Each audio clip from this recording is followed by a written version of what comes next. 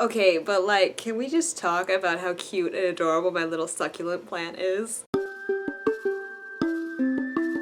Hey friends, my name's Gabrielle and welcome to FrumiousReads. Okay, so I know I say this every week, but I actually have really exciting news. And why is my hair doing the thing? Really exciting news. I am going to be on Book Battles. For those of you who don't know, Book Battles is basically like a Jeopardy show, but with all bookish themes and categories. I am going on with Sarawithoutanh and OhEmVeeReads. And this is going to be this Sunday. I'm just so excited because I love watching the book battles, so I'm like super excited to actually be part of it. Now that we have that exciting announcement out of the way, let's go into what we all know is happening, and that is the week 15 wrap-up of Julia and Men by Peggy Heineken, Temptation So Sweet by Felicia Johnson, York Street by Jan Walters, Starlight Drive by John Palisano, Mr. Wicker by Maria Alexander, Mind Crawlers by Jana Anthony, and this last one, don't judge me, but I did read it, and that is Joey Helps Grandma. Confession, I am starting finals week, and I didn't have time to read a lot, but this was actually a book that I got for free at the LA Times Book Fest. I read it to the little kid I was babysitting before bedtime,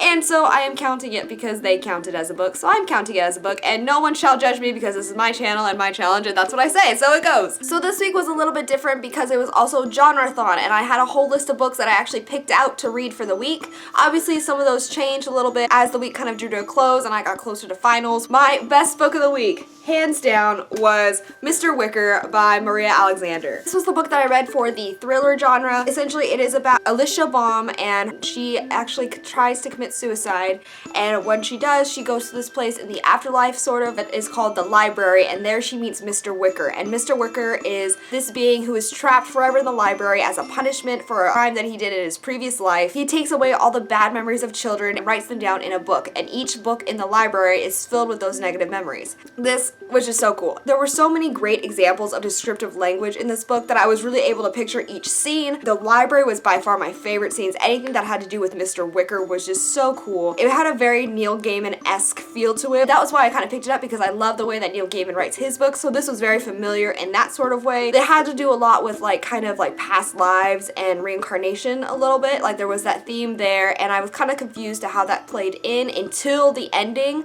and then once I got to the ending, all of a sudden everything made sense. It was such a different kind of story to read from a lot of the other books that I've seen in the thriller or kind of supernatural-esque genre. I definitely enjoyed reading it. It is one that I will read again. If you guys enjoy reading books that build suspense and also have a lot of subtle undertones, then I highly recommend this book for you. My okay book of the week would have to probably be Mind Crawlers by Jana Anthony. I was very surprised by how much I enjoyed this book. It was a book that I read for the science fiction category of the Genrethon. Now, this book was really interesting. It was definitely a different plot that I've read in this kind of science fiction genre at all. It had a lot to do with kind of like telekinesis and that telepathy kind of powers and links. There were two main characters who were in charge of killing the rogue mind crawlers. They are made aware of this one woman who has this extraordinary level of mind crawling telekinesis. They kind of realize that they have like a past with her and just how she is connected to the main character Silo. The plot was very complex and very interesting, and I enjoyed, but at the same time it also felt like I was reading Inception. Like there was so much happening at one point and there wasn't enough clarity for me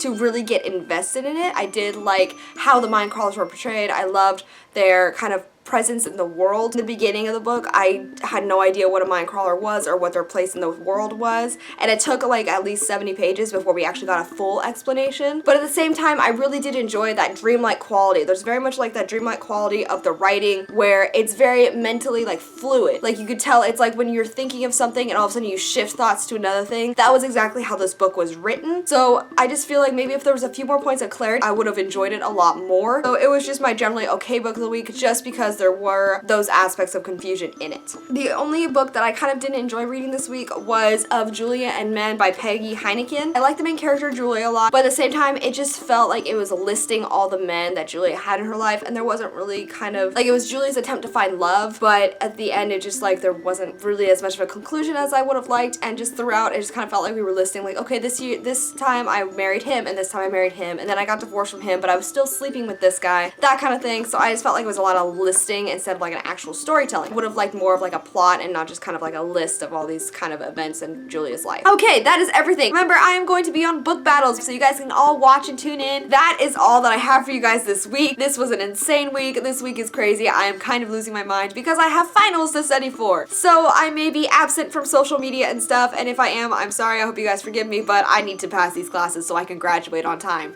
Okay, but that is all that I have for you guys this week. Thank you guys so much for watching. I hope you guys enjoyed this video. If you guys like this, make sure you guys subscribe to my channel. I try to upload bookish videos twice a week. If you guys haven't seen my latest video, then stick around. It will be playing right after this. But that is all I have for you guys today. So thank you guys so much for watching, and I will talk to you guys later. Okay, bye. Reads what? Eco Critica by